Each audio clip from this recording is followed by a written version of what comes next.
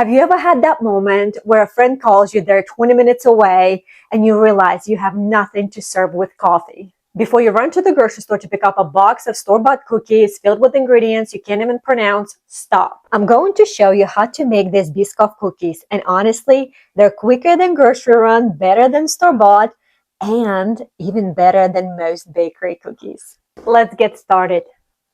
As somebody who bakes for a living, I always start out by measuring my dry ingredients first. And for this recipe, I'm going to measure 1.5 cups of regular flour.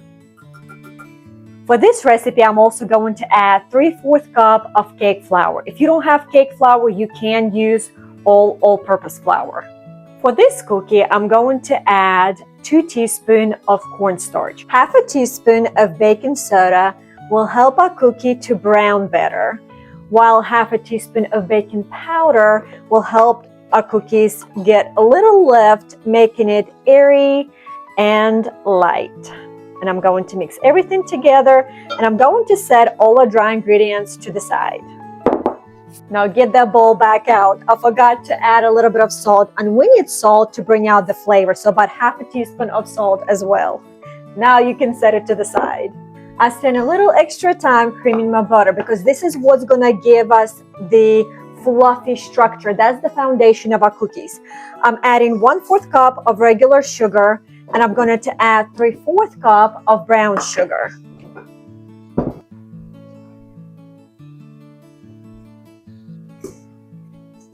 My favorite part about this cookie, and it is perhaps because when you're in a hurry, you don't have time to let your butter come to room temperature, especially if you forgot that you need to have cookies ready. So this particular recipe actually uses cold butter, which I absolutely love, allowing me to make these cookies in no time. Mixer is going to do all the heavy lifting for us. I am using paddle attachment. I'm just going to let it all incorporate together. I want to make sure that my butter and all the sugar is mixed together well. For extra fat content, we're going to add 1 egg, and then I'm also going to add just an egg yolk.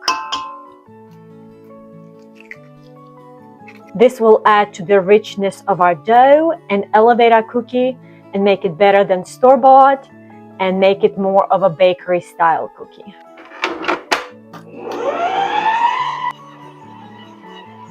For Biscoff flavor, I'm going to add 10 cookies to our batter, but first I'm going to just chop them up into small pieces, which will also add a texture to our cookies.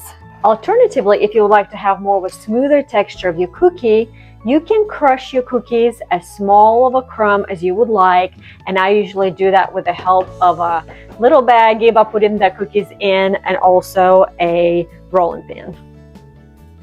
Before adding cookies, I'm going to go ahead and add flour, mix it all up, and then we'll add all the cookie crumbs.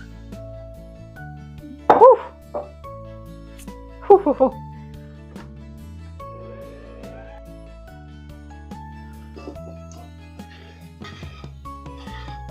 So I'm adding the Reese's peanut butter chips to my cookie mix. It's something that I feel like adds a little extra and elevate it more to the bakery style cookie.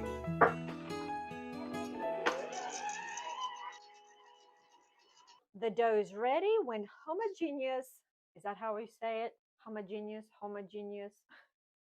dough is formed. That's a fancy word of the day, homogeneous. When all the dough ingredients come together. There you go.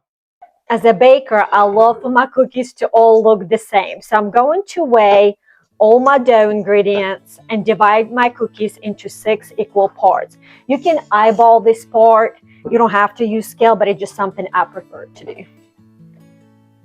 Each cookie ends up being about 150 grams.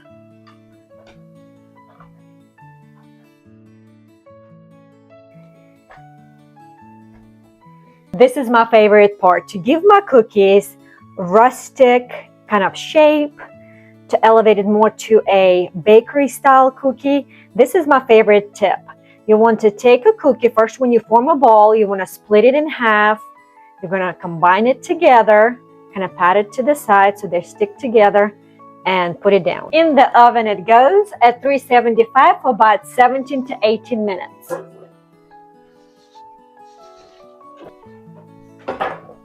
As you can see, our cookies are all kinds of different shapes. So we're going to make it more chunky and more circular shape. With that, I'm going to take just my little cup that I usually use for soup. It fits perfectly. You want something that's bigger than your cookie. You want to put it on top. You know what? It would help if I probably put my glove on to hold the pan, hot pan. And all I'm going to do is, in a circular motion, do this.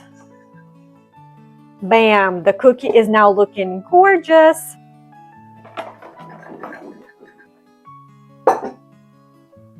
I gave you all the tips on how to make this cookie taste good. Now I'm going to share with you a few tips on how to elevate and make this cookie look good and make it look more like a bakery style Biscoff cookie. To fancy this cookie up, we're going to get a little bit of a Biscoff cookie and stick it inside our baked cookie.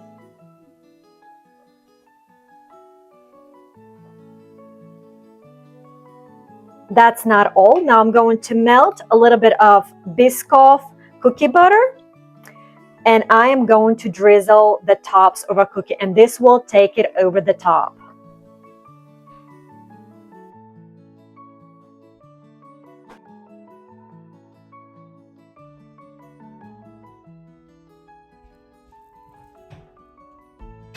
I'll see you next time with another simple recipe your family will love.